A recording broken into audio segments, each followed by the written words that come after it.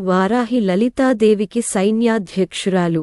లలిత సైన్యంలోని రథ, గజ, తురగ, సైన్య బలాలు అన్నీ వారాహి ఆధీనంలో ఉంటాయి.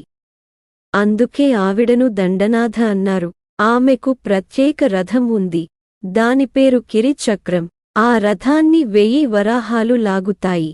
రథసారథి పేరు స్తంభినీదేవి.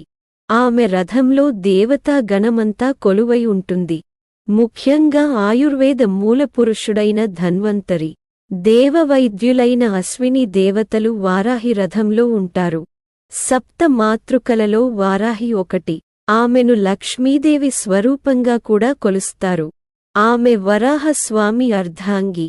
బౌద్ధ మతం వారు కొలిచే వజ్రవారాహి, మరీచి ఆమె ప్రతిరూపాలే. మార్కండేయ పురాణంలోని దేవీ మాహాత్మ్యంలో శుంభ, నిశుంభ వధ